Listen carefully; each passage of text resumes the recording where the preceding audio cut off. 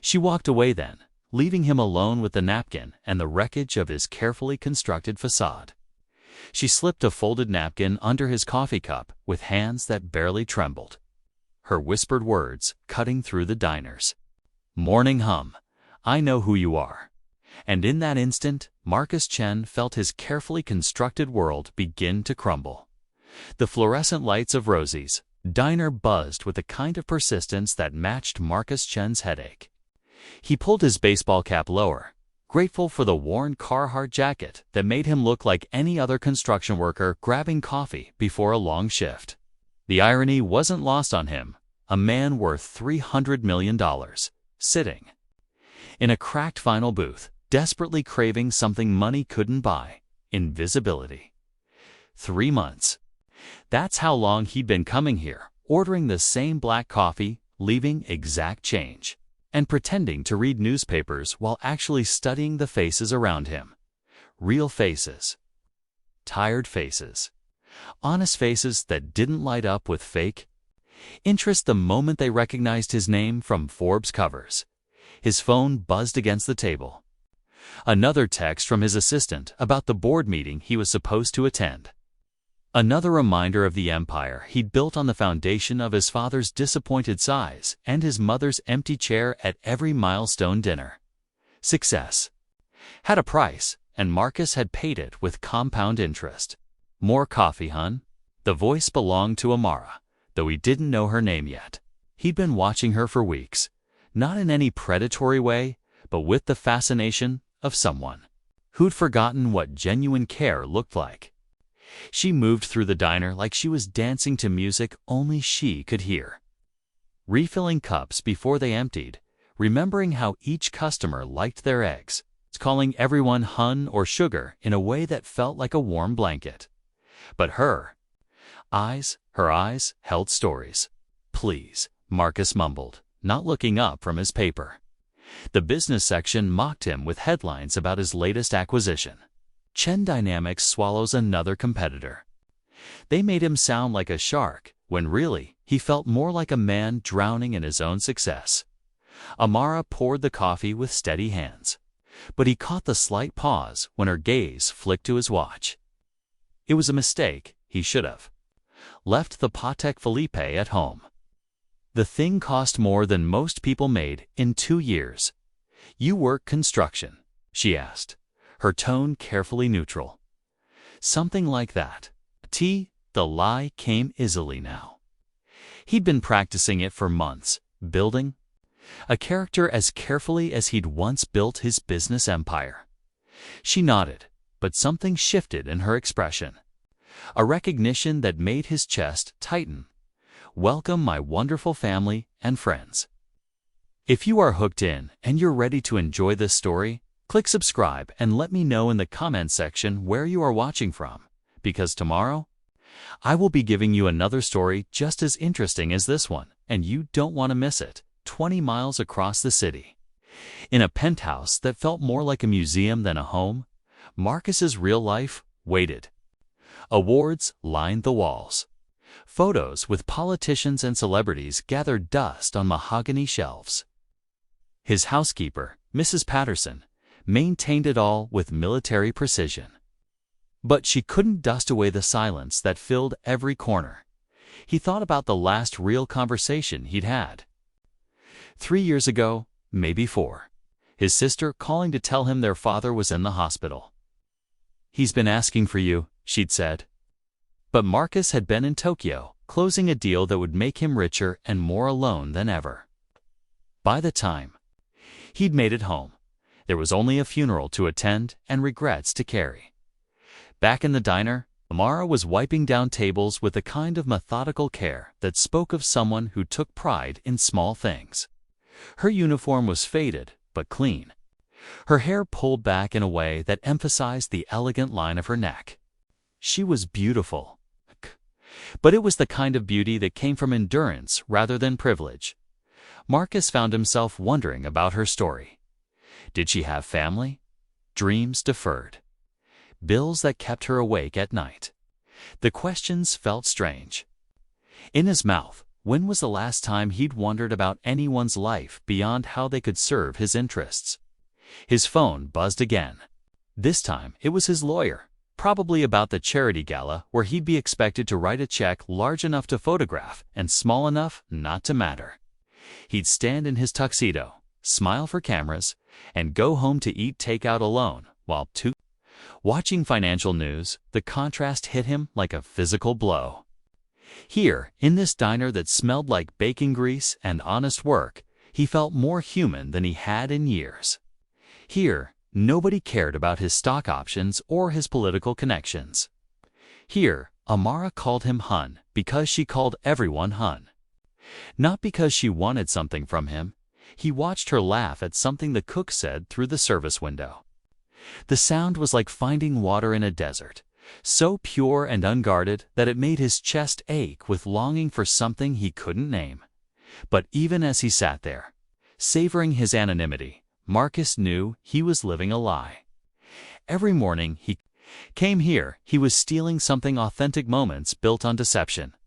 These people accepted him because they thought he was one of them, struggling and striving and hoping for better days. What would happen if they knew the truth? That he could buy this entire diner without checking his bank balance. That his watch cost more than Amara probably made in a year. The coffee had grown cold while he wrestled with questions that had no comfortable answers. Outside, the city was waking up real people, heading to real jobs with real problems. And here he sat, a millionaire playing dress-up. Desperately hungry for something he'd traded away long ago, Marcus left his usual tip. Not too large, not too small, just enough to avoid attention. As he stood to leave, he caught Amara's eye in the mirror behind the counter. For just a moment, their gazes held, and he felt something pass between them. Recognition, understanding, or maybe just his imagination. Wishful thinking from a man who'd forgotten how to connect with anyone, who didn't want something from him. The morning air hit his face as he stepped outside. And Marcus Chen, construction worker, coffee drinker, ordinary man, dissolved back into the millionaire, who had everything except the one thing money couldn't buy. But tomorrow, he'd be back. Because sometimes the most honest thing a liar can do is admit he's desperate for the truth. The next morning arrived with the kind of autumn chill that made promises it couldn't keep. Marcus sat in his usual booth, but something felt different. The air itself seemed charged, like the moments before a thunderstorm when every nerve ending comes alive with anticipation. Amara moved through her morning routine with the same graceful efficiency, but he caught her glancing his way more often than usual. Not suspicious glances, something deeper. The way someone looks when they're solving a puzzle that matters. Black coffee? She asked, approaching his table with the pot already in hand. You know me too well, Marcus replied, attempting his usual light tone. But his voice caught slightly, betraying nerves he couldn't explain. She poured slowly, deliberately, her movements more careful than usual. Funny thing about knowing people, she said quietly, her voice barely audible above the morning chatter. Sometimes you recognize them from the strangest places. Marcus's hand froze halfway to his cup. I'm sorry. Amara's eyes met his directly for the first time in 3 months. They were brown, flecked with gold, and filled with a warmth that made his chest tighten. My daughter, she's 8, smart as a whip, always reading, always asking questions. She paused, wiping an invisible spot on the table. Last week, she brought home this book from school. It's about successful business people. Had your picture right there on page 47. The blood drained from Marcus's face. The diner sounds, clattering dishes, conversations. The hiss of the coffee machine seemed to fade until all he could hear was his own heartbeat thundering in his ears. She showed me this picture, Amara continued, her voice steady but soft, and she says, Mama, doesn't this man look like that nice construction worker who comes in for coffee? And I looked at that picture, really looked at it, and you know what I saw? Marcus couldn't speak, couldn't breathe. 3 months of carefully constructed normalcy crumbling with each word. I saw the same eyes that watch people in here like they're studying a different species. The same hands that never have calluses but always wear expensive watches. The same man who tips exactly 15% every time. Not because he can't afford more, but because he's calculated what normal looks like. She reached into her apron pocket and pulled out a folded napkin. I saw Marcus Chen, CEO of Chen Dynamics, pretending to be someone he's not. The napkin landed softly beside his untouched coffee cup, but it might as well have been a grenade. I don't, Marcus started, but Amara held up a gentle hand. You don't have to say anything, right? Now? But you should read that when you're ready. Her voice carried no accusation, no anger. Instead, there was something that sounded almost like understanding. And Marcus, whatever brought you here, whatever you're running from or looking for, it's okay. Marcus stared at the folded paper like it might bite him. His hands trembled as he reached for it, hands that had signed billion-dollar deals without a tremor. Now shaking over a napkin from a diner waitress who'd seen through him. Completely. He unfolded it slowly, aware that everything was about to change. Mr. Chen, I know you don't know me. Not really. But I've been watching you these past months, and I see something in your eyes that I recognize. My daughter Lily asked me why the rich businessman from her book looked so sad when he came in. For coffee, I didn't have an answer then. Maybe I do now. You come here looking for something that isn't about money. I understand that hunger for realness, for connection, for someone to see you as more than what you can provide. I lost my husband 2 years ago, car accident. Since then, it's been just me and Lily, and some days I feel like I'm drowning. In a world that only sees a single black mother working minimum wage. But you know what I've learned? Sometimes the people who have everything are the loneliest of all. If you want to keep pretending to be someone else, I'll respect that. I'll keep pouring your coffee and calling you hun and pretending I don't know who you are. But if you ever want to talk to someone who won't judge you for having money, who won't ask you for anything except maybe honesty, I'm here. We're more alike than you think. We're both hiding, just in different ways. Amara, the napkin, fluttered in Marcus's grip as the words hit him like physical blows. Each sentence stripped away another layer of the armor he'd built around his heart. She'd seen him. Really seen him. Not Marcus Chen, the millionaire. Not Marcus Chen, the business titan. But the lonely man underneath, who came to a diner every morning, desperate for a few minutes of authentic human connection. But it was more than that. She'd offered him something he'd forgotten existed. Acceptance without agenda. Understanding without exploitation. His eyes burned with tears he hadn't allowed himself to shed in years. When was the last time someone had looked at his pain and offered comfort instead of opportunity? When had anyone seen his loneliness and responded with their own vulnerability instead of trying to leverage it? The coffee had grown cold again. But Marcus couldn't move. He read the note 3 more times, memorizing every word, every careful curve of her handwriting. She'd taken an enormous risk, revealing herself to him this way. She had no guarantee he wouldn't use this knowledge against her, fire her, cause trouble for the diner. Instead, she'd trusted him with her story, her loss, her own loneliness. Around him, the diner continued its morning rhythm, but Marcus felt suspended outside of time. Everything had changed in the space of a few minutes. The comfortable anonymity he'd cherished was gone, but in its place was something terrifying and wonderful. The possibility of being truly known. He looked up to find Amara watching him from behind the counter. Her expression gentle but guarded. She'd laid her cards on the table. Now she was waiting to see what he would do with them. Marcus folded the napkin carefully and slipped it into his jacket pocket, right over his heart. Then he stood, left a $20 bill on the table. More than his usual tip, but not so much as to be insulting, and walked toward the door. He paused at the threshold.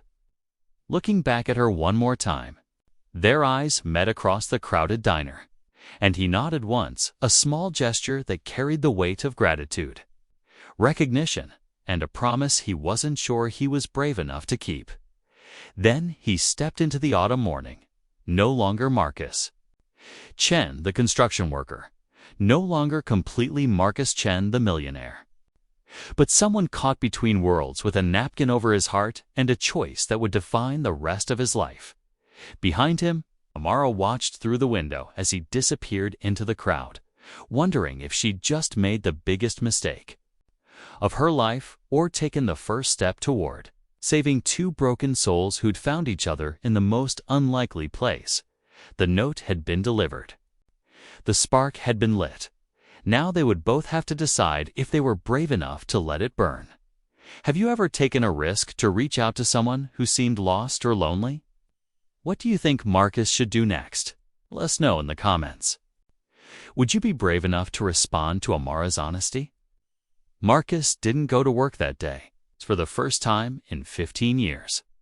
He called his assistant and told her to cancel everything: the board meeting, the conference calls, the lunch with investors who hung on his every word because his words moved markets. Instead, he drove, aimlessly at first, then with growing desperation. As if he could outrun the earthquake Amara's note had triggered in his chest. The city blurred past his Tesla's windows, glass towers that housed his empire. Billboards advertising products his companies manufactured. A world he'd built but never truly inhabited. He ended up at his father's grave. The headstone was modest, despite Marcus's ability to afford something grander. Thomas Chen, beloved father and teacher. His father had refused every offer of financial help, choosing to live in the same small house where Marcus had grown up, teaching high school mathematics until the day he died. "She sees right through me, Dad," Marcus whispered to the granite marker. "Just like you always did." A memory surfaced. His father's disappointed face the night Marcus announced he was dropping out of his PhD program to start his first company. "Money won't make you happy, son. Connection will. Purpose will. But you're choosing to chase numbers instead of meaning." Marcus had proven him wrong about the money part. He'd made more than his father could have imagined. But sitting here now, with Amara's words burning in his pocket, he wondered if the old man had been right about everything else. His phone buzzed constantly. Stock alerts, meeting requests, urgent emails that weren't really urgent, but felt that way because his entire identity was built on being indispensable. He turned it off. Meanwhile, across town, Amara was fighting her own battle. "Mama, you okay?" Lily asked from the kitchen table where she was working on homework. At 8 years old, she had her father's intuitive nature and her mother's stubborn determination to understand the world around her. "I'm fine, baby," Amara lied, scrubbing the same plate for the third time. Her hands needed something to do, needed the rhythm of domestic routine to quiet the chaos in her mind. What had she been thinking? Handing a millionaire a note that basically called him out for playing dress-up in her world. Marcus Chen could destroy her life with a phone call. He could get her fired, blacklisted, maybe even cause trouble for the diner's owners who'd been kind enough to give her a chance when no one else would. But worse than the fear was the hope. The way he'd looked at her when he read that note. Like she'd handed him oxygen instead of judgment. Like she'd seen the man instead of the money. It reminded her of how David used to look at her back when they were young and broke and foolishly optimistic about love conquering everything. "Mrs. Rodriguez says her mama cleans offices for rich people," Lily said, not looking up from her math worksheet. "She says they're not like us. Says they don't care about regular folks." Amara's hand stilled on the plate. "What do you think about that?" Lily chewed her pencil eraser, a habit that reminded Amara so much of David it made her chest ache. "I think people are just people," Some are nice, some aren't. Money doesn't change what's in your heart. You're pretty smart, you know that? Amara said, ruffling her daughter's hair. I get it from you, Lily grinned. Then, more seriously, Mama, is the construction worker man really that rich guy from my book? Amara's heart stopped. What makes you ask that? He looked so sad today when you gave him that napkin. Like when you cry at night and think I'm sleeping. Sometimes her daughter's perceptiveness was a gift. Sometimes it was terrifying. Would it bother you if he was? Amara asked carefully. Lily considered this with the gravity of a Supreme Court justice. No, he tips good and he's always polite. And he looks at you nice, not like Mr. Henderson at the grocery store who stares at your chest. Lily, what? I'm 8, not blind. Lily returned to her homework with the matter-of-fact wisdom that sometimes made Amara wonder who was raising whom.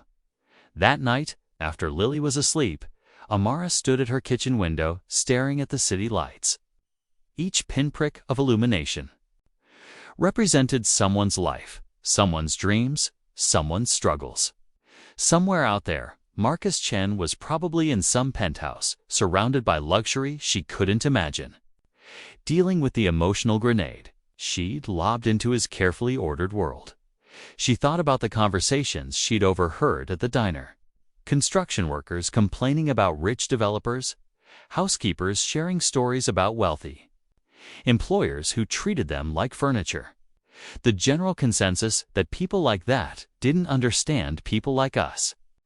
But Marcus had been coming to Rosie's for 3 months, sitting in torn vinyl booths, drinking coffee from chipped mugs, watching regular people live their regular lives with something that looked like hunger, not condescension, not curiosity. Hunger still, doubt crept in like fog through the cracks of her resolve. Maybe she'd romanticized his loneliness. Maybe rich people's problems weren't real problems at all. Maybe she was just a naive single mother who'd mistaken a rich man's boredom for genuine pain. Her phone rang, startling her. Unknown number, hello. Silence. Then, tentatively, Amara. Her heart hammered against her ribs. She knew that voice, had been listening to it, ordered black coffee for months. Marcus, I read your note.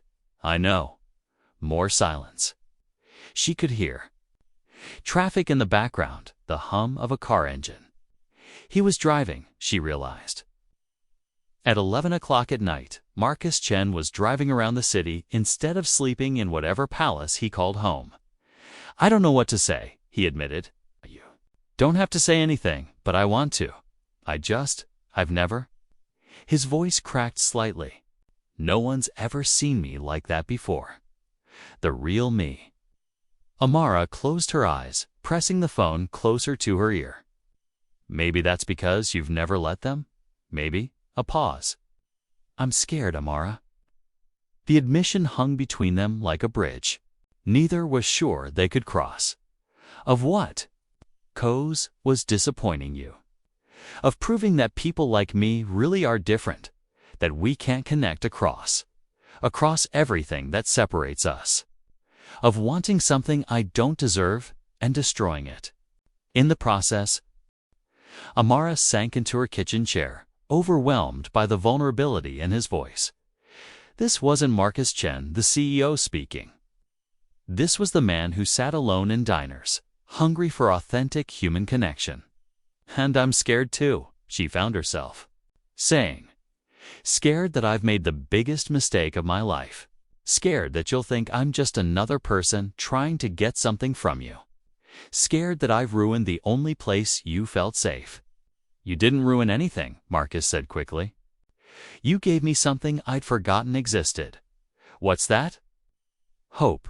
The word settled between them like a fragile bird, beautiful and easily frightened away. Marcus, Amara said softly, whatever happens next, you need to know, I don't want anything from you. I'm not looking for a handout or a rescue or a fairy tale. I just saw someone hurting, and I recognized the hurt. Because of your husband. Because of life. She looked at the framed photo of David on her refrigerator, his smile forever frozen in happier times. Grief teaches you to recognize it in other people. Loneliness leaves a mark. And you've been carrying both for a long time. Marcus was quiet for so long she thought he'd hung up. "I should go," he finally said. "Okay, Amara. Yeah. Thank you for seeing me. For not judging. For taking the risk." After he hung up, Amara sat in her kitchen until dawn, staring at her reflection in the dark window and wondering if she'd just opened a door that could never be closed again.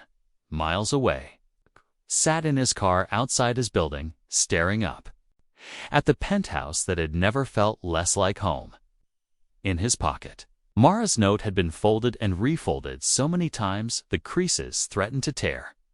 They were both afraid now of hope, of disappointment, of the vast unknowns that lay ahead, but fear, they were learning, was just courage that hadn't made up its mind yet. Tomorrow would bring new choices. Tonight brought the terrible moe. Tonight brought the terrible, wonderful knowledge that sometimes the most frightening thing in the world is discovering that you're not as alone as you thought. The resistance was crumbling. What came next would require more bravery than either of them knew they possessed. The emergency came at 2:47 a.m. on a Tuesday. Marcus jerked awake to his phone's insistent buzzing, not his personal phone, which he'd been keeping close since their conversation 3 nights ago, but the work line that only rang for disasters. Mr. Chen, his night security manager's voice was tight with controlled panic. "There's been an incident at the Morrison Street development. Gas leak. They've evacuated 6 blocks, including..." A pause while papers rustled. "Including Rosie's Diner, sir." Marcus was already reaching for his clothes. "Anyone hurt?" "No injuries reported, but it's a big one. They're setting up emergency shelters. Red Cross is mobilizing. Could be days before people can return to their homes and businesses." The irony wasn't lost on him. His company's latest luxury high-rise development had caused the very disaster that would force him face-to-face with the world he'd been hiding from. By dawn, Marcus stood outside the Central Community Center, watching emergency crews coordinate relief efforts. He'd arrived as himself this time. No disguise, no pretense. The weight of his real identity felt strange after months of playing construction worker. But Amara's note had made hiding impossible. The shelter was chaos contained within gymnasium walls. Families clustered on cots with whatever belongings they'd managed to grab. Children cried while parents tried to project calm they didn't feel. The elderly sat, bewildered, displaced from routines that had defined their days for decades. And there, near the emergency supply station, was Amara. She wore the same jeans and sweater she'd probably slept in, her hair pulled back in a messy bun. No makeup. She was helping an elderly man fill out paperwork with the patient kindness Marcus had watched her display to diner customers for months. Lily sat beside her on a folding chair, reading a book to 2 younger children whose parents were nowhere in sight. Marcus felt like he was seeing her for the first time. Not Amara, the waitress in her uniform and apron, but Amara, the woman, the mother, the neighbor who stepped up when crisis struck. She looked up and saw him. Their eyes met across 50 feet of displaced lives and emergency lighting, and the world contracted to just that moment of recognition. "Mama," Lily said, tugging on her mother's sleeve. "Isn't that the construction man? He looks different." "Yeah, baby," Amara murmured, never breaking eye contact with Marcus. "He does." He approached slowly, aware that every step carried him further from the safety of their carefully maintained dynamic and deeper into uncharted territory. "Amara, Marcus." She said his real name for the first time, and it sounded different. In her voice, more real somehow. "I heard it was your company's building project that caused the leak." "Ha," he winced. "I'm so sorry. We're investigating how." "I'm not blaming you," she said quietly. "Accidents happen.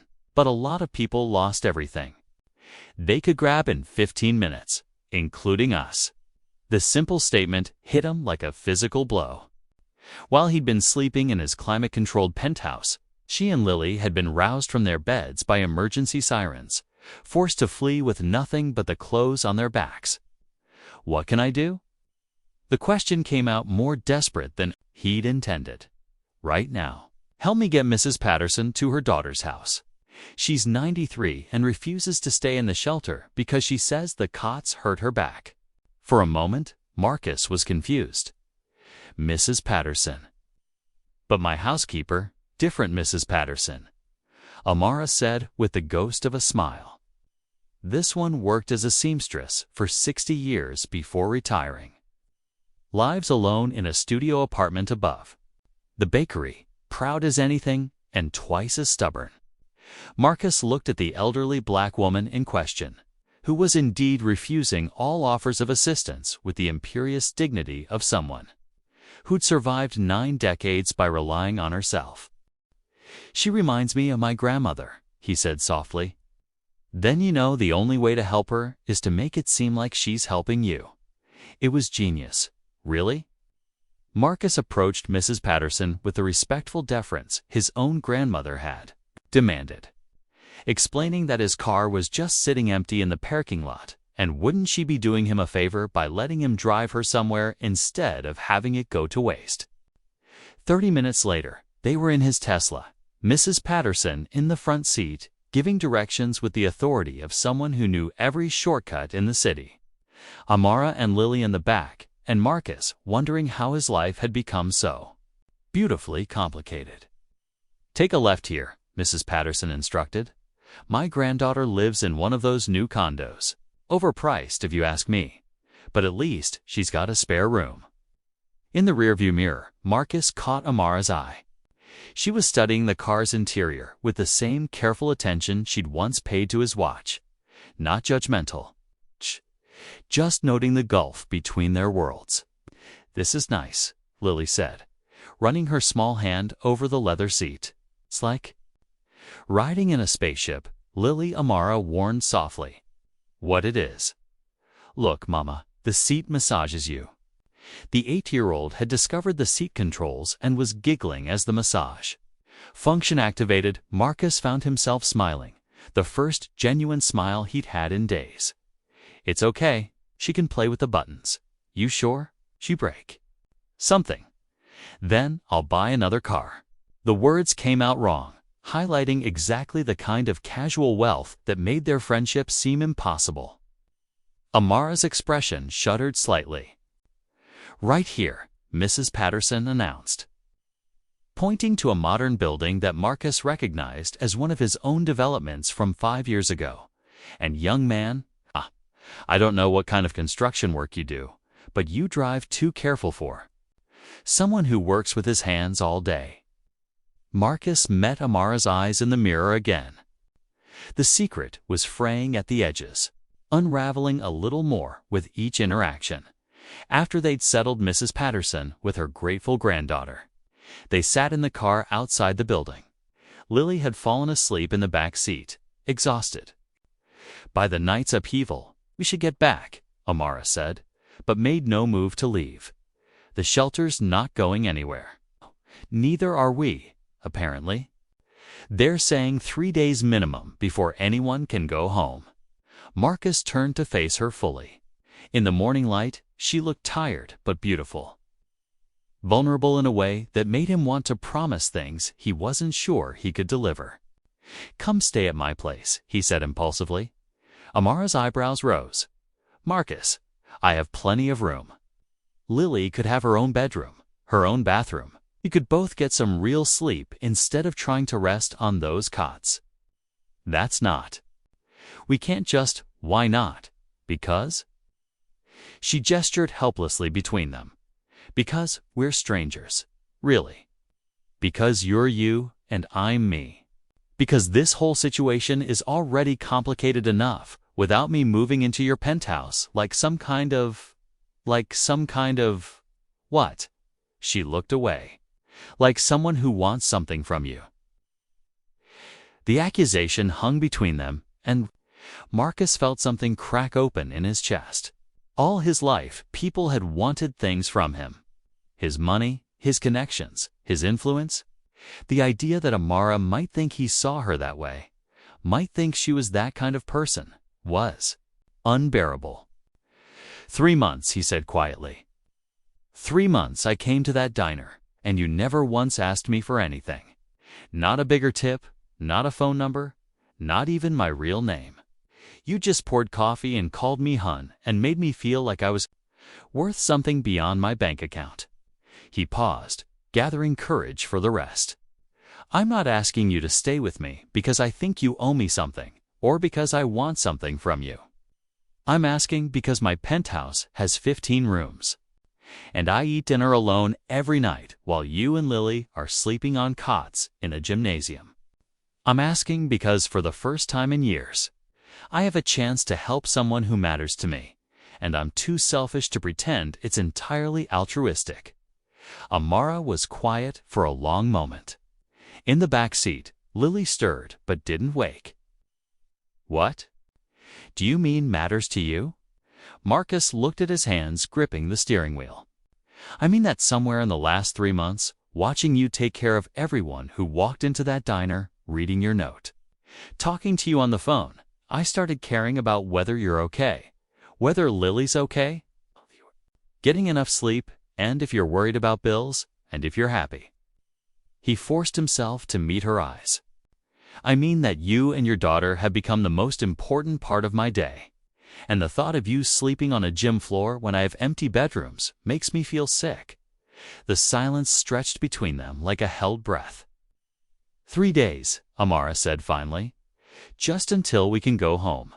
3 days, Marcus agreed, though they both knew that some doors, once opened, could never be closed again. As they drove toward his building, Lily woke up and sleepily asked where they were going. We're going to stay with Mr. Marcus for a few days, Amara explained, until our home is safe again. Is he really a construction worker, Mama? Amara looked at Marcus, who nodded slightly. No, baby, he's not. I knew it, Lily said with satisfaction. Construction workers don't have massaging car seats. Despite everything, the crisis, the uncertainty, the terrifying intimacy of the moment, they all laughed, and for the first time since this began, Marcus allowed himself to hope that maybe, just maybe, some distances could be crossed after all. They were about to find out. Marcus's penthouse felt like stepping inside a photograph from Architectural Digest. All clean lines, expensive silence, and carefully curated emptiness. Lily's eyes went wide as she took in the floor-to-ceiling windows that offered a panoramic view of the city, the marble surfaces that reflected the morning light, the abstract paintings that probably cost more than most people's houses. It's like a museum, she whispered to her mother. It feels like one, too, Marcus admitted, seeing his home through their eyes for the first time. I don't really live here.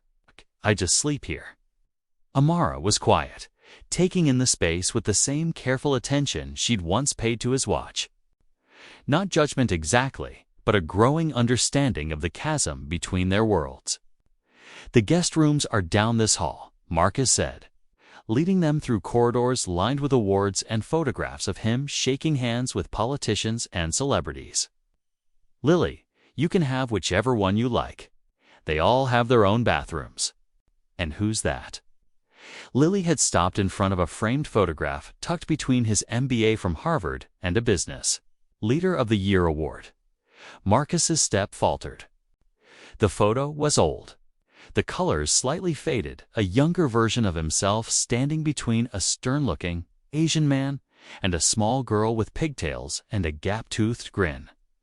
That's my father, he said quietly, and my sister, Maylin. Where are they now? Lily asked with the innocent directness of childhood. The question hung in the air like smoke. Marcus opened his mouth, then closed it, looking helplessly at Amara. They're not in his life anymore, baby, Amara said gently, recognizing the pain in his expression. Sometimes that happens with families. But why? It's complicated, Marcus said, his voice rough around the edges. They continued the tour in subdued silence. Marcus showed them the guest rooms, the kitchen that looked like it had never been used, the living room with furniture so pristine it seemed like a crime to sit on it. Everything was perfect and nothing was personal, except for that one photograph in the hallway, after Lily had chosen her room and collapsed on the bed with exhausted giggles. Claiming it was like sleeping on a cloud, Amara found Marcus standing on the balcony, staring out at the city below. "She's asleep," Amara said softly, stepping out to join him. "Good. She needs the rest." They stood in comfortable silence for a moment, the weight of displacement and proximity settling between them. "Thank you," Amara said finally. "For this. For helping Mrs. Patterson. For seeing us?" Marcus shook his head. "I should be thanking you. This place hasn't felt like home in years, having you both here." Kay trailed off, unable to articulate how the presence of their voices, their laughter, their simple humanity had breathed life into his sterile sanctuary. "Tell me about the photograph," Amara said gently. Marcus's hands tightened on the balcony railing. "You don't want to hear about my family problems? Try me." He was quiet for so long she thought he wouldn't answer. When he finally spoke, his voice was barely above a whisper. "My father came here from Taiwan with nothing but a suitcase and a mathematics degree. Worked 3 jobs to put himself through graduate school. Became a high school teacher because he believed education could change the world. He met my mother at the school where they both taught. She was the art teacher, full of life and color, and everything he thought he didn't deserve." Marcus's voice caught slightly. "She died when I was 15. Cancer. We had insurance, but not enough. The bills, they were crushing us.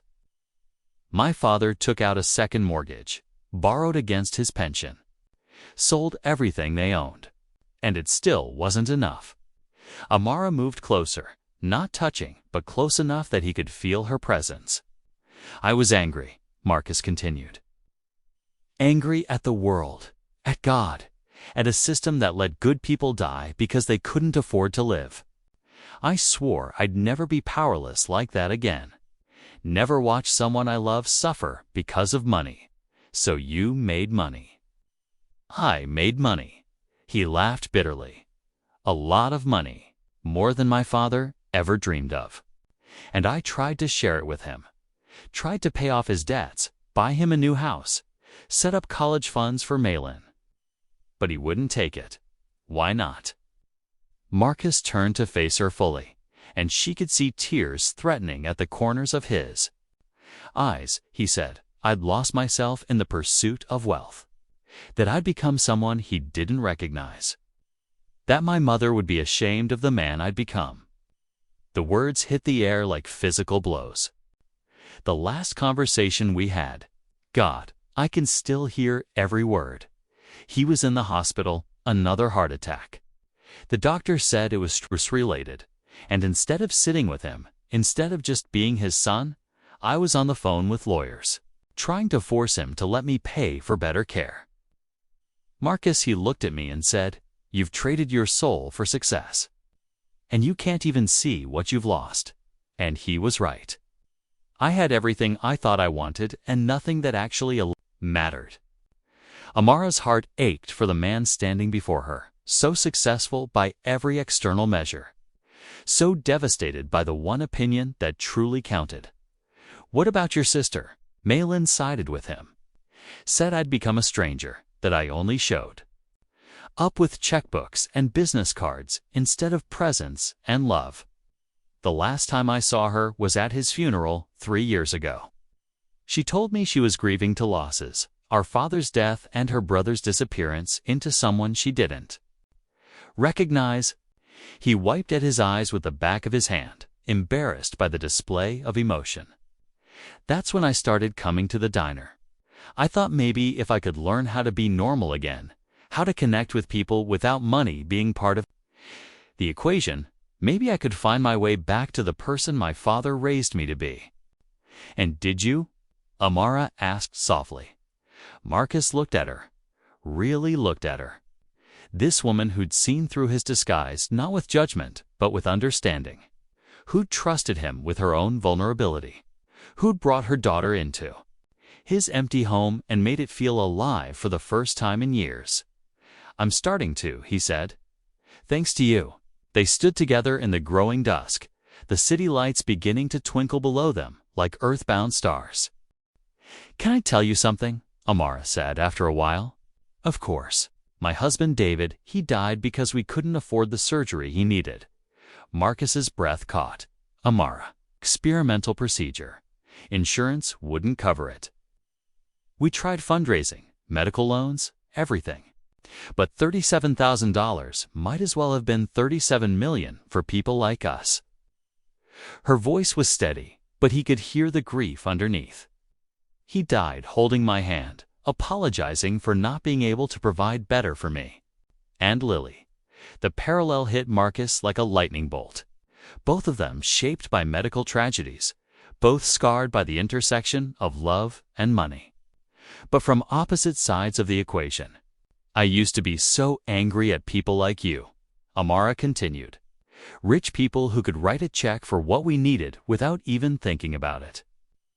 I'd see them on TV donating millions to galas and art museums while people like David died because they couldn't afford to live. I don't blame you. But then I watched you in that diner for 3 months. Watched you study people like you were trying to learn a language you'd forgotten. And I realized that money doesn't protect you from loss. It just changes the shape of your suffering." She turned to face him fully. "Your father was wrong about one thing, Marcus. Your mother wouldn't be ashamed of you. Disappointed, maybe, that you lost your way for a while, but not ashamed. Because the man who's been coming to our diner, who helped Mrs. Patterson today, who opened his home to strangers, that's still her son. That's still the boy your father raised." Marcus felt something break open in his chest. Not with pain, this time, but with possibility. "How do you know?" "Because that's the man I saw every morning, even when you were pretending to be someone else. The real Marcus was always there, just buried under layers of protection and success and fear." If summoned by their conversation, Lily appeared in the doorway, rubbing sleepy eyes. "Mama, I had a bad dream." Amara immediately went to her daughter, gathering her into a hug. "What about, baby?" "I dreamed our house was gone forever, and we had to live in the scary shelter with all the crying people." Marcus watched as Amara smoothed her daughter's hair, whispering reassurances about home being wherever they were together. The tender scene reminded him of memories he'd buried his own mother, comforting him after nightmares. His father reading bedtime stories in his careful English, the feeling of being unconditionally loved despite his flaws. "Mr. Marcus." Lily looked at him over her mother's shoulder. "In the picture in the hallway, you look sad, even though you're smiling." "I was sad, Lily. I was missing someone very important. Your mama." "Yes. I miss my daddy too," she said simply. 8. But Mama says, he's still with us in here." She patted her chest over her heart. "Maybe your mama is still with you too." Marcus felt tears spill over then, unable to contain them anymore. This 8-year-old child, displaced from her home and sleeping in a stranger's penthouse, was offering him wisdom he'd spent years running from. "Maybe she is," he managed. Later, after Lily had been settled back to sleep with promises that the shelter was temporary and home was waiting, Marcus and Amara found themselves in his kitchen, sharing tea and the comfortable intimacy of people who'd shown each other their deepest wounds. "I want to call my sister," Marcus said suddenly. "Yeah. I want to tell her about you. About Lily. About how 2 strangers taught me that it's possible to care about people without trying to fix them with money." Amara smiled, the first, truly radiant smile he'd seen from her. She like that. I hope so. I've got 3 years of apologies to make." They sat in peaceful silence, to people who'd found each other across impossible odds, finally understanding that the deepest connections aren't built on similarity, but on the courage to be vulnerable with someone brave enough to hold your truth, without breaking it. Outside, the city hummed with life. Inside, 2 wounded souls began the delicate process of healing each other. The past had been unveiled. Now came the harder work of building a future. The next morning arrived with the kind of gentle sunlight that made promises about new beginnings. Marcus woke to sounds he'd never heard in his penthouse before: the soft murmur of conversation, the clink of dishes, the melodic cadence of a child's laughter echoing through halls that had known only silence for years. He found them in his pristine kitchen, which had been transformed into something resembling an actual home. Lily sat at the marble island, swinging her legs as she ate cereal from a bowl that cost more than some people's monthly grocery budget. Amara stood at the counter, somehow having located ingredients to make what smelled like genuine pancakes. "Morning," she said, not turning around, but somehow knowing he was there. "I hope you don't mind. I borrowed some things from your pantry. Though I have to say, for someone who supposedly doesn't cook, you have surprisingly good ingredients. Mrs. Patterson, my housekeeper, she stocks everything. I think she keeps hoping I'll actually use the kitchen someday." "Different Mrs. Patterson," Lily said seriously, remembering their conversation from the day before. "The other one makes good pancakes. This Mrs. Patterson makes better pancakes," Marcus said, accepting the plate Amara handed him. The simple domestic gesture, someone making him breakfast in his own home, felt revolutionary. "Don't get too excited. I only know how to make 3 things: pancakes, grilled cheese, and spaghetti with jarred sauce. That's 3 more things than I know how to make." They ate together at his dining table, which had been designed to seat 12, but had never hosted more than Marcus and his laptop. Lily chattered about her dream from the night before, a better dream this time, where she could fly over the city and see everything from above. "Like we did in the car yesterday," she explained. "Except I was flying instead of riding, and I could see all the people who needed help." "What kind of help?" Marcus asked, genuinely curious. "Oh, food for hungry people, houses for people without homes, medicine for sick people." She said it with the matter-of-fact wisdom of childhood, as if the solutions to the world's problems were obvious to anyone who bothered to look. Marcus felt something shift in his chest. When was the last time he'd thought about his wealth in terms of actual human need rather than quarterly reports and market positioning? After breakfast, while Lily explored the penthouse with the focused intensity of a small-scale archaeological expedition, Marcus and Amara found themselves on the balcony again. The morning air was crisp, carrying hints of autumn and the distant sounds of the city waking up. "She's amazing," Marcus said, watching through the window as Lily examined his collection of awards with scientific curiosity. "She is. David always said she got the best parts of both of us, his curiosity and my stubbornness. Tell me about him." Amara leaned against the railing, her expression softening with memory. "He was a mechanic. Had these incredible hands that could fix anything: cars, broken toys, leaky faucets. But he was also an artist. He'd come home covered in grease and spend hours drawing these intricate sketches of mechanical things, making them beautiful." She smiled, lost in remembrance. "He proposed to me with a ring he'd made himself from spare parts. It wasn't pretty by conventional standards, but it was perfect because it was him. He said he wanted to give me something that couldn't be bought in any store, something that existed only because he loved me." Marcus felt a stab of something that might have been envy. That sounds incredibly romantic. It was. He had this way of making the ordinary feel magical. We'd have picnics on the fire escape of our crappy apartment, and he'd point out constellations that he'd make up names for. The Lily constellation when she was born.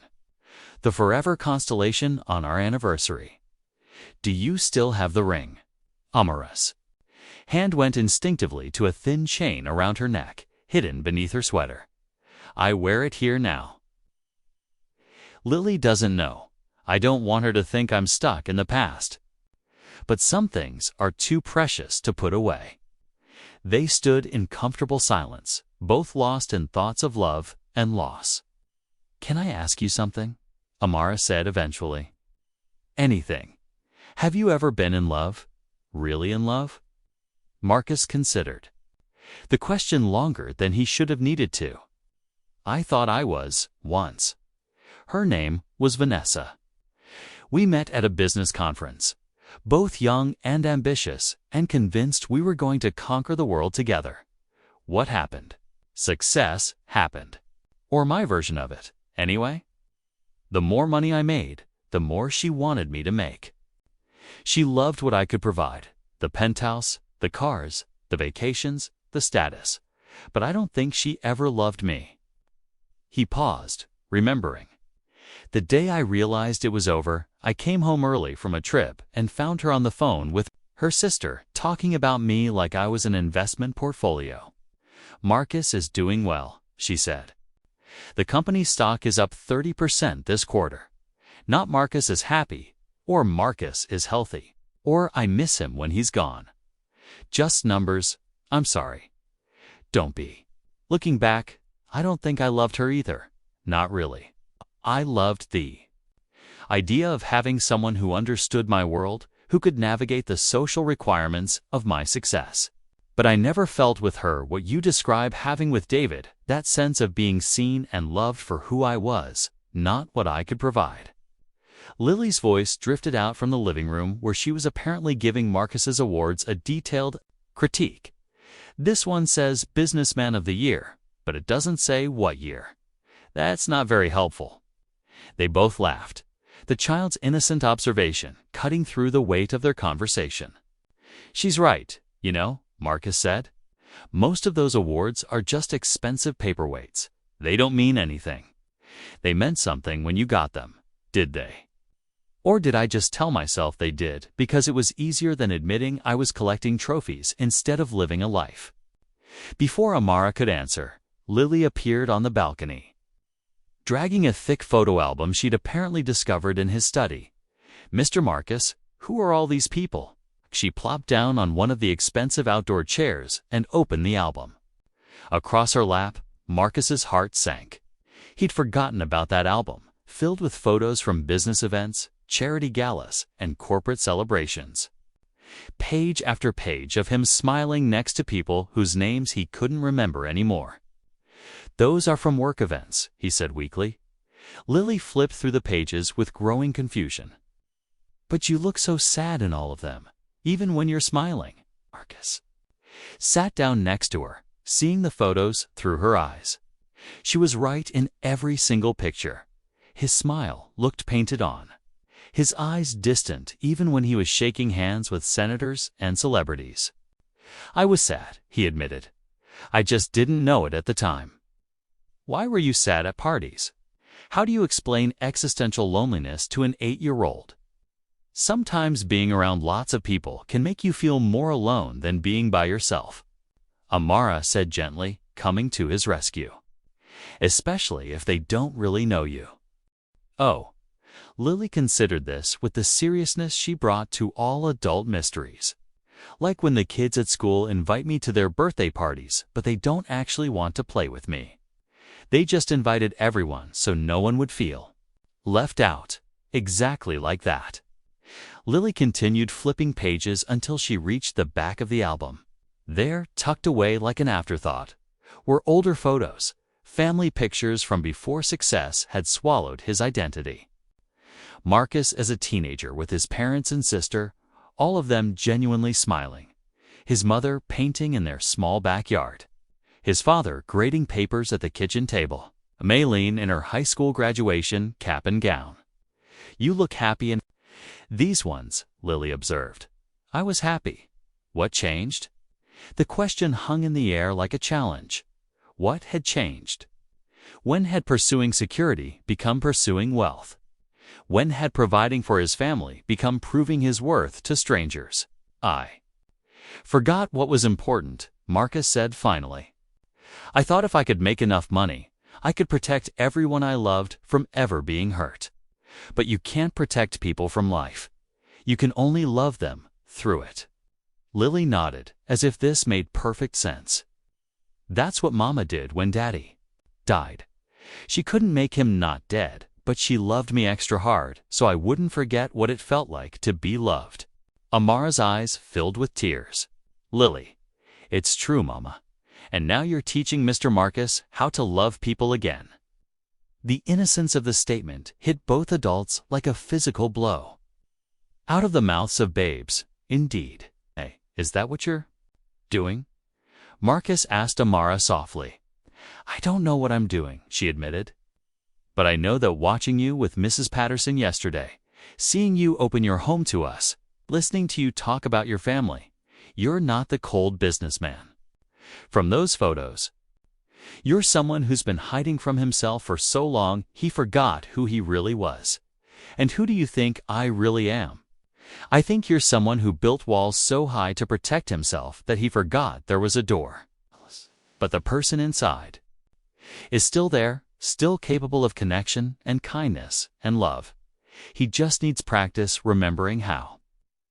They spent the rest of the morning like a makeshift family.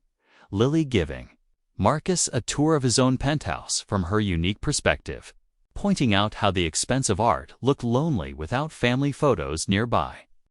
Amara somehow making his sterile living room feel cozy just by curling up on the couch with a book. Marcus finding himself relaxing in ways he hadn't in years. Laughing at Lily's observations and feeling genuinely peaceful in Amara's presence. By afternoon, they'd settled into an easy rhythm.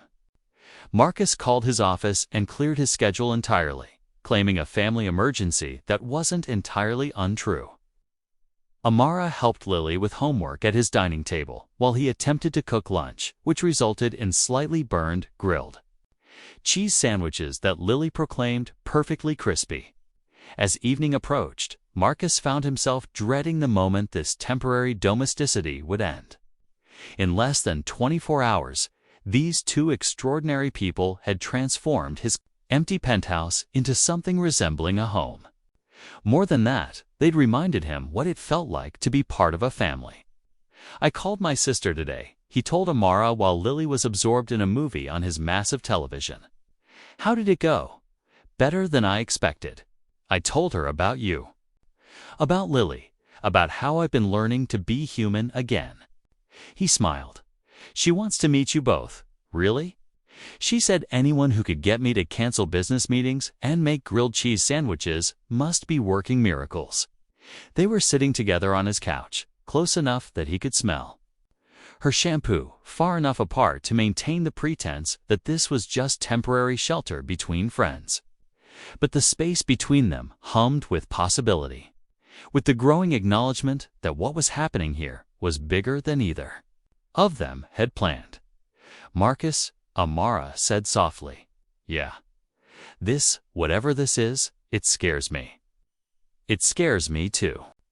Good, she said, and there was relief in her voice. Because if you weren't scared, it would mean it didn't matter. Outside, the city glittered with 1,000 stories of connection and loss, hope and disappointment. Inside, 3 people who'd found each other by accident were discovering that sometimes the most important things in life come disguised as coincidences. The bonding was real. The connection was undeniable, but morning would bring new challenges. And the fragile trust they'd built would soon be tested in ways none of them could imagine. What do you think about Marcus's transformation? Have you ever had someone come into your life who helped you remember who you really were? Share your stories in the comments below. The call came at 6:47 a.m. on their second morning together. Marcus's phone rang with the specific ringtone he'd assigned to his corporate attorney, the sound that meant crisis, emergency, or both. Marcus, shh. James Mitchell's voice was tight with barely controlled panic. We have a problem. A big one. Marcus slipped out of the kitchen where Amara was making coffee, not wanting to disturb the peaceful morning routine they'd fallen into. What kind of problem? The gas leak situation. Our preliminary investigation found negligence in the construction oversight. Corners were cut, safety protocols ignored. We're looking at massive liability, potentially hundreds of millions. In damages and lawsuits, the words hit Marcus like ice water. How is that possible? We have safety inspections, quality control, all overseen by Patterson Construction Management. Ring any bells. Marcus's blood turned to stone. Patterson Construction, the company he'd acquired 8 months ago in a hostile takeover. The owner had been a stubborn old man who'd refused every buyout offer until Marcus had simply purchased enough stock to force him out. Jesus, Marcus whispered. It gets worse. The man who used to run Patterson, Robert Patterson. Guess whose family is now living in an emergency shelter because of this leak? The connection hit Marcus like a physical blow. Mrs. Patterson, the elderly seamstress they'd helped yesterday. The proud woman who'd reminded him of his grandmother. Her last name wasn't a coincidence. His widow, Marcus said, the pieces falling into place with horrible clarity. And his granddaughter, who, according to our background check, works at a diner called Rosie's under the name Amara Patterson Williams, a diner that's 3 blocks from the leak site. The phone slipped in Marcus's trembling hand. Everything made sense now. Amara's careful way of studying his watch, her ability to see through his disguise, her knowledge of how wealth and power operated. She hadn't recognized him from her daughter's book. She'd known exactly who he was from the very first day. Marcus, are you there? I'm here, he managed. There's more. We pulled financial records. She's been struggling with medical debt from her husband's death, the same debt that's driving the wrongful death lawsuit her attorney filed last month against Chen Dynamics. Against you, personally. The phone fell from Marcus's numb fingers, clattering on the marble floor.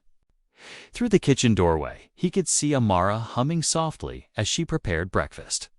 Lily sitting at the counter doing homework with the focused concentration she brought to everything. They looked like the picture of domestic peace, a beautiful tableau of the life he'd been desperately longing for, built on lies. All of it. Marcus. James's tinny voice called from the fallen phone. Marcus, we need to discuss damage control. Marcus ended the call with his foot, crutching the phone against the marble until the screen went black dot. His mind raced, replaying every moment of the past 3 months through this new, devastating lens. Amara's careful attention to his routine, her strategic placement of the note, her perfectly timed vulnerability about her husband's death, even bringing him to her grandmother's. How's had that been calculated too? A way to twist the knife deeper, showing him the collateral damage of his business decisions. Everything okay? Amara appeared in the doorway, concern creasing her features. I heard something crash. Marcus stared at her, this woman he'd thought he was falling in love with, searching her face for signs of deception. Had any of it been real? The warmth in her eyes when she looked at him, the gentle way she'd talked about his father, the trust she'd shown bringing Lily into his home. Marcus, you're scaring me.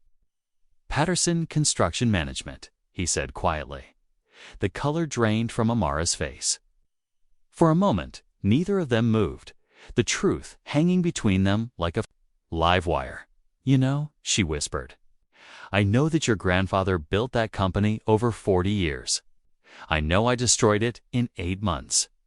I know that the gas leak that displaced you was caused by the corners my people cut after I fired his entire safety team. Amara's hand went to her throat as if she couldn't breathe.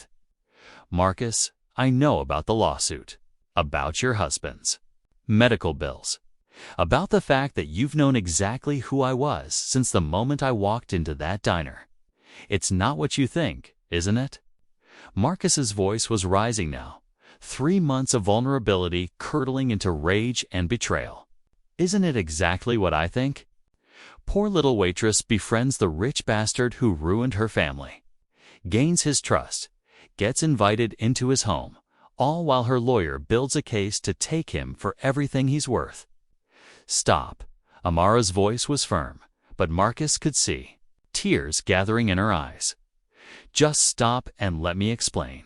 Explain what? How you played me. Oh. How you saw a lonely millionaire and thought, here's my chance for revenge. How you used your own daughter as a prop in your elaborate con. The words came out like bullets, each one designed to wound. Marcus had learned long ago that the best defense against betrayal was to strike first. Strike hardest, leave nothing standing. That's not Amara's voice cracked. That's not how it happened. Then how did it happen? Because from where I'm standing, it looks like I've bent the mark in a very sophisticated long con. 3 months of perfectly choreographed sympathy, designed to make me care about you so much that when the lawsuit hit, I'd settle for whatever you wanted just to protect you.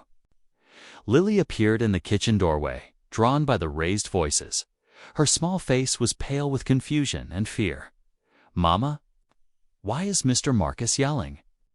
The sight of the child, this innocent 8-year-old hood called him family, who'd shared her dreams and fears with him, broke something inside Marcus. Had she been part of it too? Had Amara coached her on what to say, how to act, which heartstrings to pull? Go to your room, baby, Amara said, never taking her eyes off Marcus. The grown-ups need to talk. But now, Lily, please. After Lily reluctantly disappeared, Marcus and Amara faced each other across the kitchen that had felt like home just minutes before. It started that way, Amara said quietly. I won't lie to you. When I first saw you in the diner, I knew who you were. I knew what you'd done to my grandfather's company. Knew you were the reason we lost our house. Knew your decisions had made my husband's medical debt impossible to manage. Each admission hit Marcus like a physical blow, confirming his worst fears. I hated you, Amara continued. I hated everything you represented. I hated that you could sit in that diner, drinking coffee from chipped mugs like you were slumming with the common people while your decisions destroyed lives you'd never even think about. So you decided to destroy mine. No. Her voice was fierce. Now, desperate. I decided to see if you were human. I wanted to know if the man who could ruin families with a signature had any idea what those families looked like, what they felt like, what they cost. And I saw you. Really saw you. Sitting there day after day, watching people like you were trying to remember how to be one of them. Looking so lost and lonely that even through my anger, I felt sorry for you. Marcus laughed bitterly. How convenient. The mark developed Stockholm Syndrome. It wasn't like that. Amara's composure finally cracked, tears spilling down her cheeks. You think I planned to feel this way? You think I wanted to care about the man who destroyed my family? You think I enjoyed watching my daughter fall in love with someone I was supposed to hate? I think you're a very good actress. The words hung in the air like a death sentence. Akusa watched Amara flinch as if he'd slapped her, saw the moment when hurt transformed into anger. Fine, she said, her voice going cold. You want to believe I'm some criminal mastermind who spent 3 months manipulating you? Go ahead. It's easier than admitting that maybe, just maybe, 2 broken people found something real in the middle of a complicated situation. Real? Marcus's voice was ugly now, twisted with betrayal. Nothing about this was real. You knew my pain because you caused it. You knew exactly which buttons to push because you'd been studying me like a lab rat for months. And what about you? Amara shot back. Coming into my workplace every day, lying about who you were, Pretending to be some humble construction worker when you're the man who made my life hell. Was that real? Or were you just playing dress up with the poor people? That's different. How? How is it different? We were both pretending to be someone else. We were both hiding our real reasons for being there. The only difference is, I was trying to understand you, and you were trying to escape being you. They stared at each other across the kitchen island, both breathing hard, both wounded and angry, and desperate to hurt the other as much as they were hurting. "I want you out," Marcus said finally. "Both of you. Now. Marcus. Please, now." He slammed his hand on the marble countertop, the sound echoing through the penthouse like a gunshot. "I want you and your daughter out of my home before I call security and have you removed." Amara went very still. When she spoke again, her voice was quiet and dignified. "Fine, we'll go. But Marcus, when you're alone tonight in this beautiful, empty prison you've built for yourself, remember this. I never lied to you about who I was. I told you I was a struggling single mother working to survive. I told you I'd lost my husband to medical debt. I told you I recognized pain because I'd lived it. All of that was true." She paused, gathering her composure. "The only thing I didn't tell you was that some of that pain had your name attached to it. But you know." "What?" "By the time I wrote that note, by the time I took the risk of reaching out to you, it didn't matter anymore. Because I'd seen the man behind the money, and I thought maybe, just maybe, he was worth saving." She turned toward the hallway, where Lily was undoubtedly packing their few belongings. "I was wrong." After they left, Lily crying and confused, Amara stone-faced and silent, Marcus stood alone in his penthouse, surrounded by the detritus of their brief domestic fantasy. Lily's homework scattered on the dining table, Amara's coffee mug still warm on the counter, the photo album still open to pictures of his genuinely happy family. He'd been right to throw them out. Of course he had. You couldn't build anything real on a foundation of lies and manipulation. You couldn't trust someone who'd hidden their true motives from the very beginning. But as the silence settled round him like a burial shroud, Marcus found himself wondering, in a situation where everyone was hiding something, where everyone had reasons to be dishonest, what did real even mean? And more terrifyingly, had he just thrown away the only authentic connection he'd made in years? Because he was too afraid to believe it could survive the complicated truth of how it began. The penthouse had never felt emptier. Marcus had never felt more alone.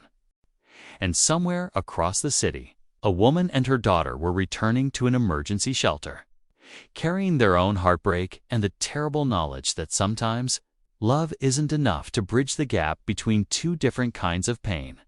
The shatter was complete. What came next would determine whether anything could be rebuilt from the pieces. 3 days passed like a slow-motion car crash. Marcus threw himself into damage control with the same ruthless efficiency that had built his empire, but every meeting, every legal strategy session, every calculated decision felt hollow. His lawyers spoke in percentages and probabilities while he stared out conference room windows, seeing Lily's gap-toothed smile in every reflection. "The Patterson family's attorney is aggressive," James reported during their morning briefing. "But their case has holes. We can drag this out for years, bleed them dry with legal fees until they're forced to settle for pennies." "Do it," Marcus said automatically, then immediately felt sick. By the 4th day, a gas leak had been contained and residents were allowed to return to their homes. Marcus drove past Rosie's diner twice, telling himself he was just checking on his company's cleanup efforts. The diner was open again, steam rising from its windows in the morning chill. But he couldn't bring himself to go inside. On the 5th day, Mrs. Patterson, his housekeeper, not the seamstress, found him sitting in his study at 3 a.m., staring at the photo album Lily had discovered.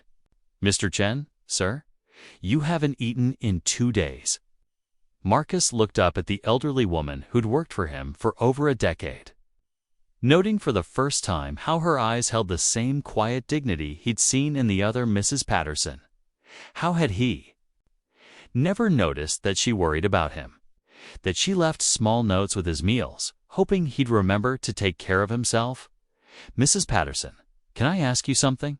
"Of course, sir. Do you think I'm a good man?" The question seemed to surprise her. She set down the tray of food she'd brought and studied his face with the careful attention of someone who'd spent years reading his moods. "I think you're a man who's forgotten how to be good to himself," she said finally. "And when you don't know how to treat yourself with kindness, it's hard to treat others that way too. What if I've done terrible things, hurt people without meaning to? Then you fix what you can fix, and you do better moving forward." She paused. "Sir, if I may. The young woman and her daughter who stayed here, they changed something in you. For 3 days, you seemed ... lighter. Like you remembered how to smile." Marcus's chest tightened. "They lied to me, Mrs. Patterson. Used me. Did they?" Her voice was gentle, but challenging. "Or did they do what you've been trying to do for months? Find a way to connect across impossible circumstances?" She left. Marcus sat alone with her words and the album full of memories. He turned to a photo of his mother painting in their backyard, her face bright with creative joy. What would she think of the man he'd become? Not the businessman, not the millionaire, but the man who'd thrown a child out of his home because he was too afraid to trust that love could grow from complicated soil. Meanwhile, Amara was fighting her own battle in the cramped studio apartment she and Lily had moved into after leaving the shelter. The space was barely larger than Marcus's closet, with thin walls that let in every sound from the neighbors and a heating system that worked sporadically at best. "I miss the penthouse," Lily said for the 10th time that week, sitting on their shared bed and coloring in a book they'd gotten from the shelter's donation box. "I know, baby. I miss Mr. Marcus, too." Amara's heart clenched. "I know." "Do you think he misses us?" The question hung in the air like smoke. Did he miss them? Or was he relieved to be free of the complications they'd brought into his ordered world? "I don't know," Amara said, honestly. Her phone rang. It's a lawyer handling her case against Chen Dynamics, calling with updates on their strategy. She let it go to voicemail, unable to face another conversation about depositions and settlements, and turning her family's pain into legal ammunition. That night, after Lily fell asleep, Amara stood at their single window, looking out at the city lights.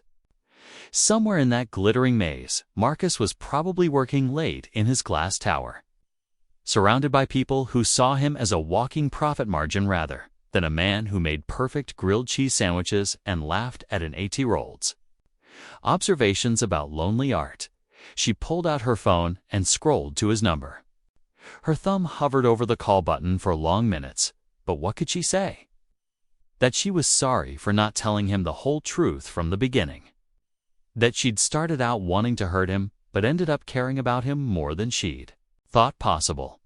That walking away from his penthouse had felt like leaving home. None of it would matter now. He'd made his choice when he threw them out. He'd chosen to believe the worst about her motivations. Chosen to see manipulation instead of the messy, complicated way real relationships actually developed. She put the phone away without calling. The next morning brought an unexpected visitor to Marcus's office. Malin Chun Rodriguez stood in his doorway, 8 months pregnant and radiating the kind of righteous anger that only little sisters could achieve. "You look terrible," she said, by way of greeting.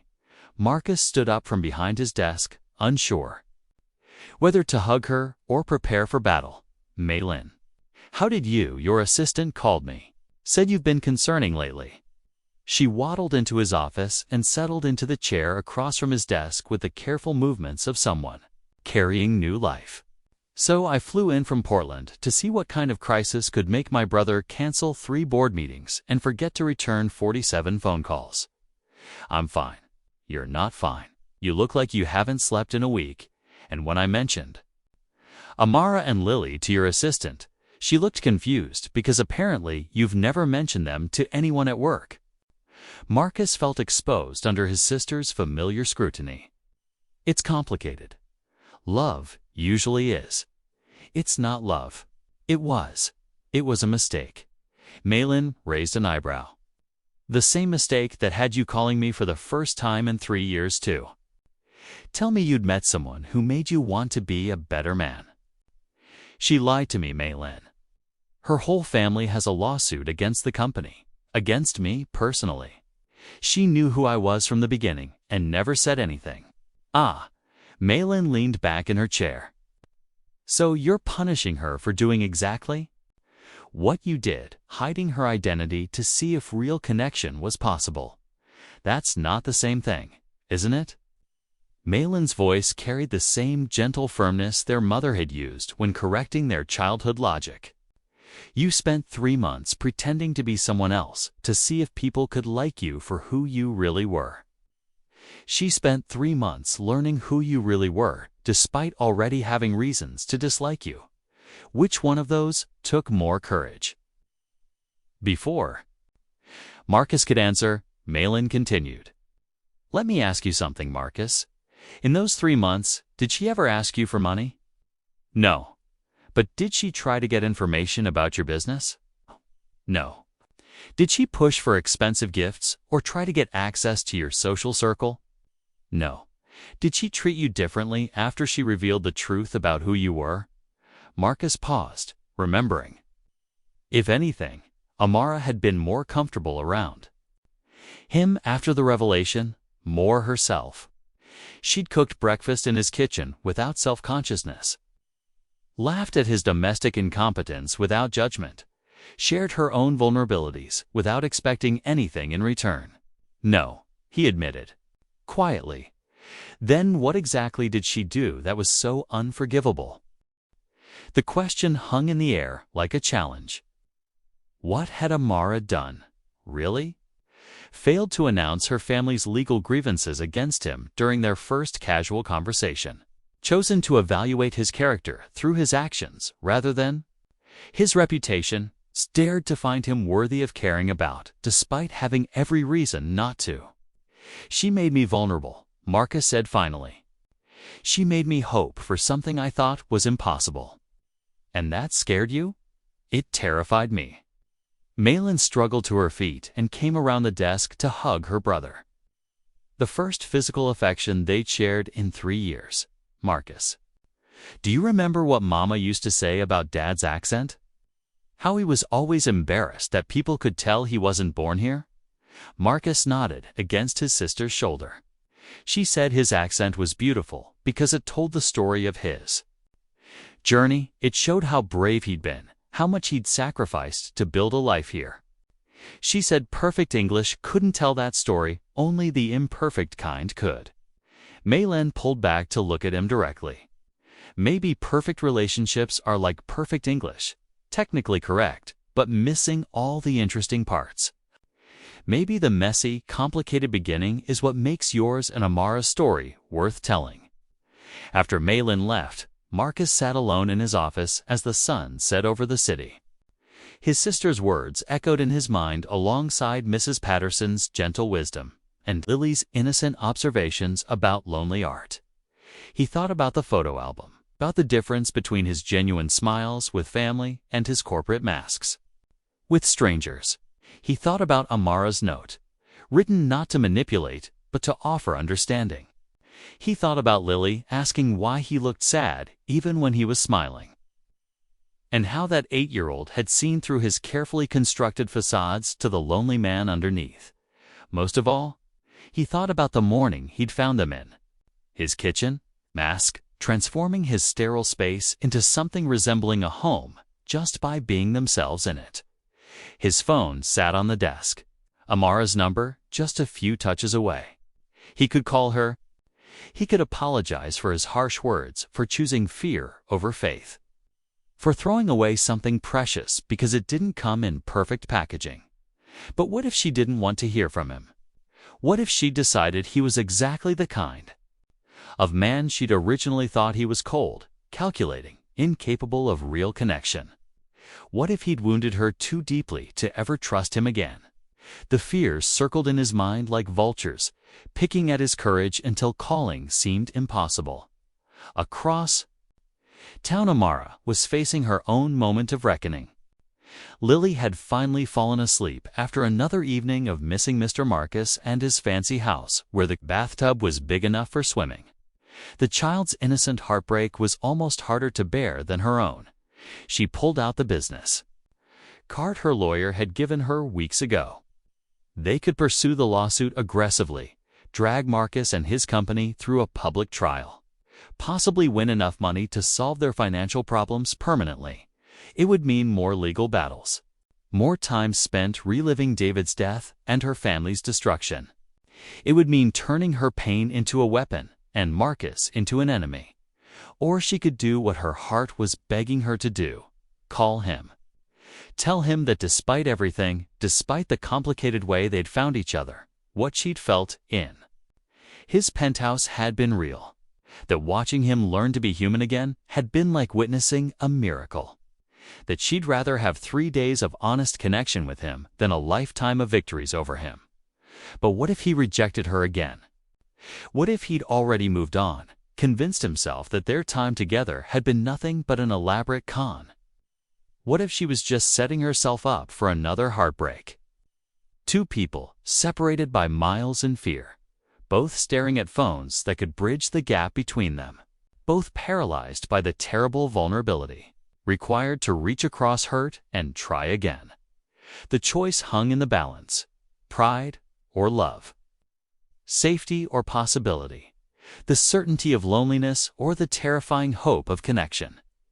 In the end, courage isn't the absence of fear. It's the decision that something else matters more than fear. The question was, what mattered most to each of them?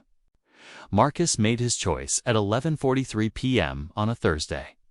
Standing in his empty penthouse kitchen where Amara had made pancakes 6 days and a lifetime ago. He'd been staring at his phone for an hour, paralyzed between hope and terror, when he noticed something tucked behind the coffee maker. A child's drawing? Lily must have left it there. A crayon masterpiece, depicting 3 stick figures standing in front of a tall building under a smiling sun. Mr. Marcus, Mama, and Me were carefully labeled in her 8-year-old handwriting. At the bottom, in purple crayon, she'd written "My new family." The simplicity of it broke him. A child had seen what he'd been too afraid to acknowledge, that for 3 days, they'd been a family. Imperfect, complicated, built on a foundation of mutual deception and desperate loneliness. But real in all the ways that mattered. His hands shook as he dialed her number. "Hello." Amara's voice was cautious, heavy with sleep and weariness. "I found Lily's drawing," Marcus said without preamble. "The one where we're a family." Silence stretched between them, filled with the weight of everything unsaid. "Marcus, it's almost midnight. I know. I'm sorry. Just couldn't wait until morning to tell you that I was wrong. About everything." He heard her breath catch. Heard the small sound of surprise or hope or both. "You were right," he continued, words tumbling out in a rush. "We were both hiding who we were. We both had reasons to be dishonest. But Amara, what happened between us? What happened between all 3 of us? That was real. I know it was real because it's the only thing in my life that's ever felt like coming home. Marcus, ... Her voice was soft now, unguarded. "I talked to my sister today. She reminded me that the most beautiful stories don't start with perfect circumstances. They start with broken people choosing to trust each other anyway." Amara was quiet for so long he thought she'd hung up. "I was going to call you," she said finally.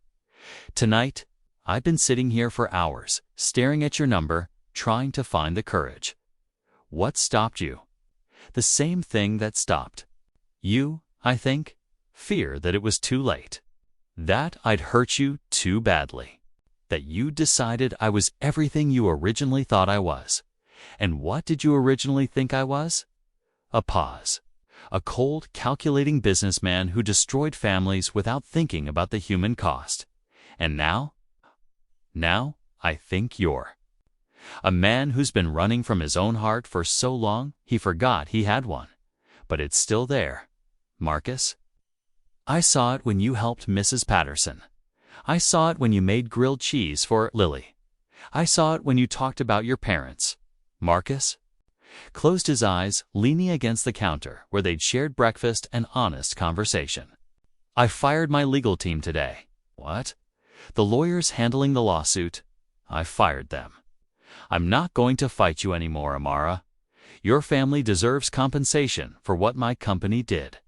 More than that, they deserve acknowledgement that real people were hurt by decisions I made from behind a desk. Marcus, you don't have to.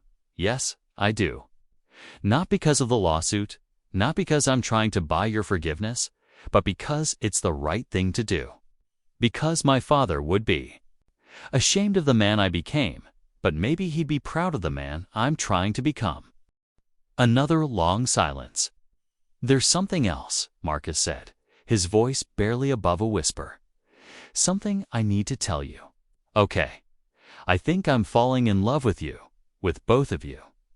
And that terrifies me because I don't know how to love people without trying to fix them with money, and I don't know how to be loved without wondering what the person wants from me. Marcus, but I want to learn.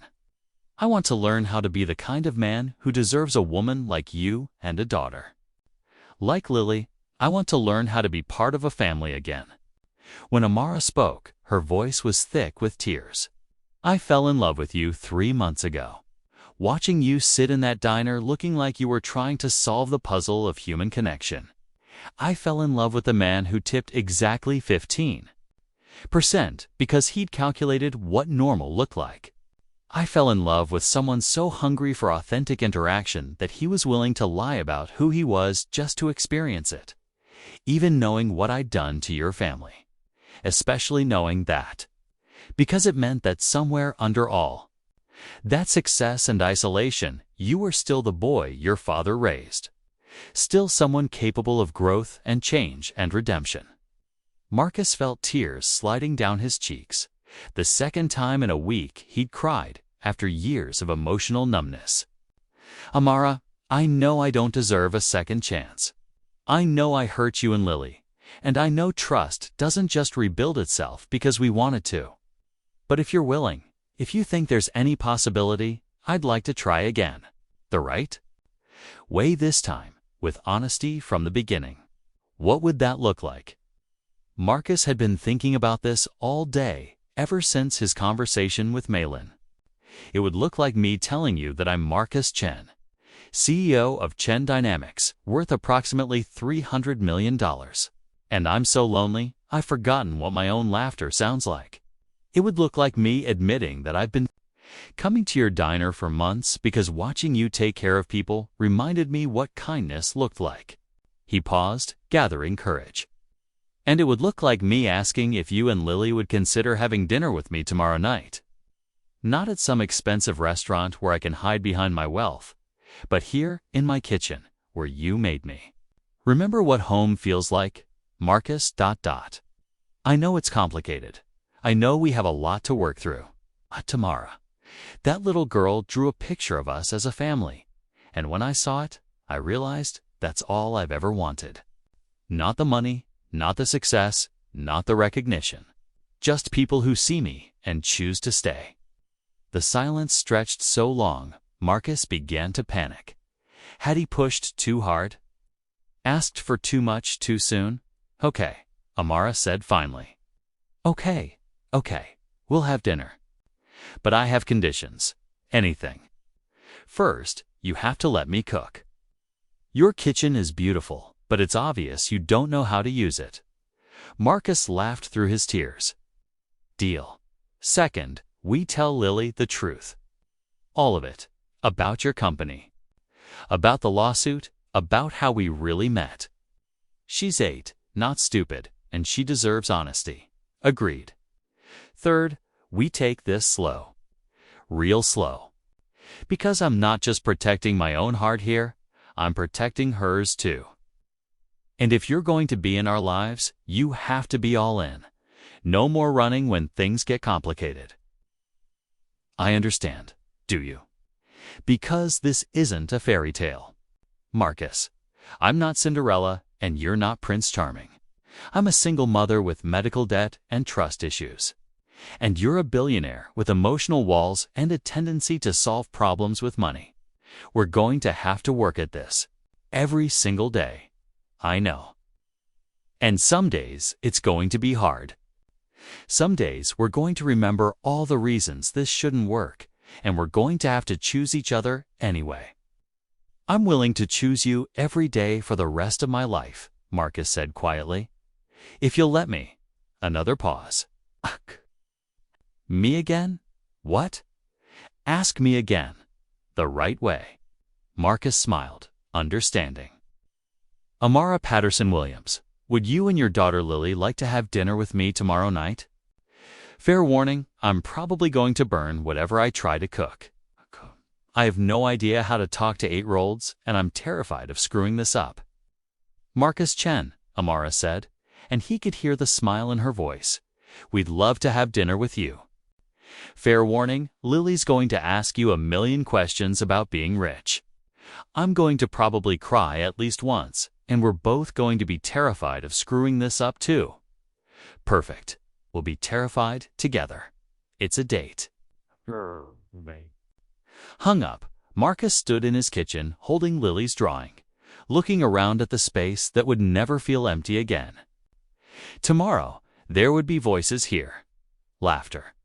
The beautiful chaos of people learning to be a family. Across town. Amara sat on her narrow bed, staring at her phone and feeling something she'd thought she'd lost forever when David died. Hope for a future that included love. 6 months later, Marcus stood in the kitchen of a different penthouse, one he'd chosen specifically for its large, family-friendly spaces and proximity to Lily's school. The walls were covered with family photos, his parents and sister, Amara and David on their wedding day, Lily's artwork, and dozens of new pictures documenting their unconventional journey. Daddy Marcus, the pancakes are burning. Lily called from her perch at the kitchen island where she was helping him make breakfast. I'm not your daddy yet, Marcus reminded her gently, flipping the slightly charred pancakes with the careful attention of someone still learning. That's a big decision we all have to make together. But you want to be, right? Marcus looked at this extraordinary child who'd somehow decided he was worth loving despite all his flaws and complications. More than anything in the world, he said honestly. Good, because I already picked out my dress for the wedding. From the doorway came Amara's laughter, the sound that had become Marcus's favorite music. She stood there in his old Harvard t-shirt and pajama pants, her hair messy from sleep, looking more beautiful than any woman who'd ever graced a magazine cover. Planning our wedding already? She asked, coming to steal a piece of bacon from the plate. Lily's planning it. Just trying not to burn breakfast. Smart man. Let the 8-year-old handle the complex stuff. They moved around each other in the kitchen with the easy familiarity of people who'd learned to share space and dreams. It hadn't been easy. There had been arguments about money, long conversations about boundaries, therapy sessions to work through their respective trust issues, and legal meetings to settle the lawsuit fairly and completely. But they'd chosen each other every day. Through the complicated conversations and awkward adjustments and moments when their different worlds seemed impossible to bridge, Marcus's company had established a victims' compensation fund and implemented new safety protocols. He'd personally apologized to every family affected by the gas leak, including Mrs. Patterson, who'd responded by inviting him to Sunday dinner and proceeding to tell him everything he was doing wrong in his relationship with her granddaughter. He'd Reconnected with Maylen, who'd insisted on being Lily's honorary aunt and teaching her Mandarin curse words that Amara pretended not to notice. He'd even started teaching mathematics at a local community college one night a week. Discovering that his father's love of education had been hiding in his DNA all along. "There's something I want to show you both," Marcus said as they sat down.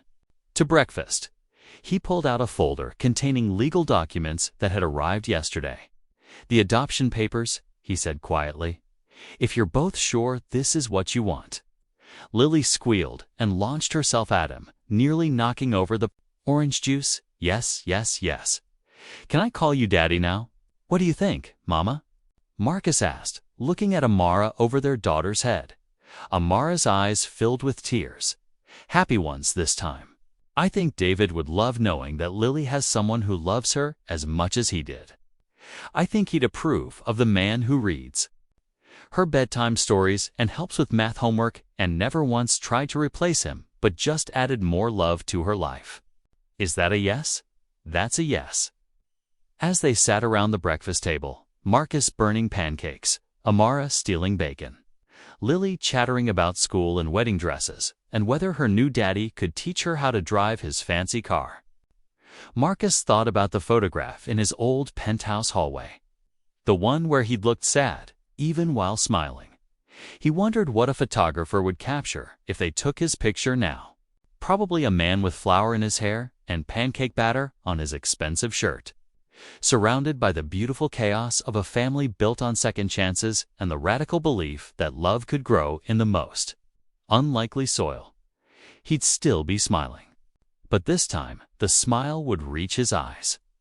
Outside, the city hummed with its eternal rhythm of hope and struggle, connection and loss. Inside, three people who'd found each other through the most improbable circumstances were writing the opening. Chapters of a love story that would never make it into business magazines or fairy tale collections. It was better than either. It was real, and sometimes, real is the most magical thing of all. Marcus Chen had spent his life accumulating wealth. But he'd finally learned the difference between being rich and being wealthy. Rich was having money. Wealthy was having something worth more than money. He was, at last, the wealthiest man in the world. Thank you for watching this video to the end. I'm pretty sure you enjoyed it. We have a lot of other interesting and beautiful stories lined up for you already, so click the subscribe button and turn on the notification bell so that you don't miss the next one.